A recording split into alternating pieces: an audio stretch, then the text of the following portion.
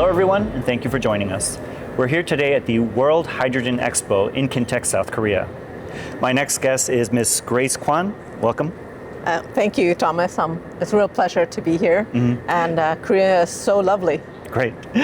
Could you introduce a little bit about yourself and the work that you're doing? Yes, I'd love to.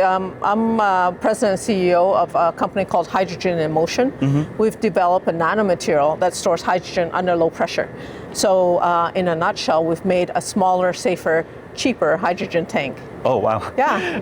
What are some of the sort of risks associated with storing hydrogen usually? Well, I call hydrogen storage and transport the silent killers of hydrogen projects, because the capital in hydrogen storage is equivalent to what you have to pay for electrolyzer or a fuel cell. Okay. And very few project developers budget that level for hydrogen storage.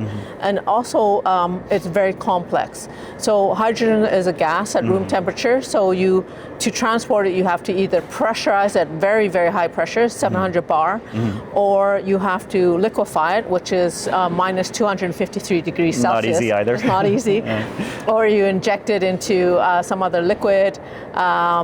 So it's very, very challenging, and that's why we went into the hydrogen business to develop a nanomaterial that stores hydrogen under low pressure. So could you tell us about that? You mentioned that you've improved this storage process.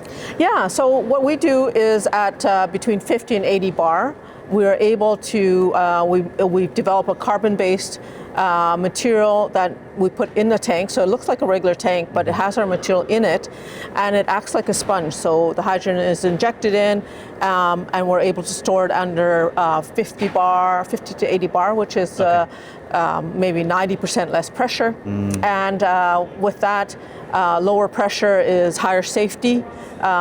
It's very easy to use because it's held under using van der Waals force or physisorption, very light pressure. Okay.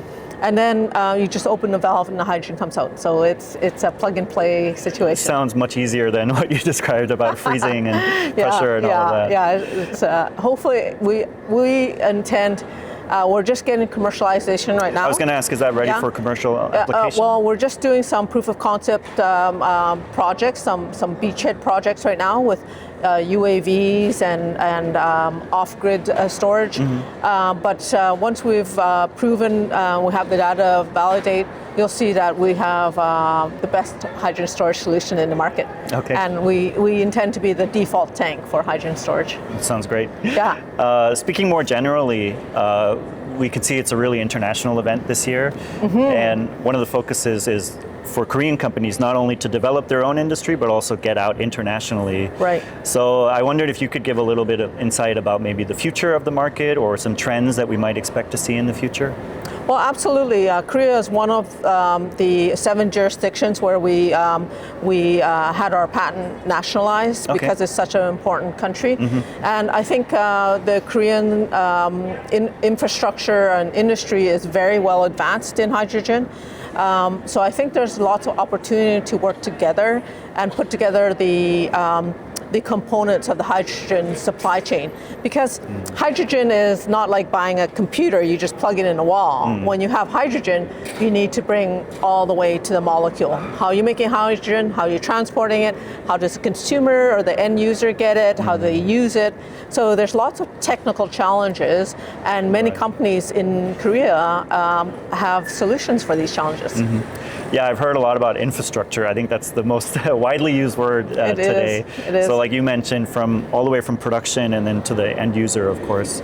Yeah, so Hydrogen in Motion, we've developed what we call the IIE, the Infrastructure Independent Energy, because we know that it's so technically challenging that it's really hard for a project to come to fruition. So instead, we put together some renewable, like solar, with a small electrolyzer. It generates a couple kilograms of hydrogen a day, which will allow you to power a house, actually.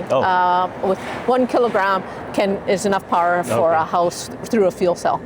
And then we have the application. So we put all the components together, and our tanks are swappable, so you can you're using your solar, you're generating hydrogen, and then if you have excess, you can use our platform to swap it. So it's yeah, it's like the Airbnb of power. That's a great tagline there. Yeah. All right, well, thank you for joining us today, and thanks for sharing about that. I'm sure our users will be very interested to hear more about that. Well, reach out and contact me at grace.quan, Quan, at hydrogenmotion.com. You heard it. Thank you. All right, thank you for joining me. Pleasure. Okay.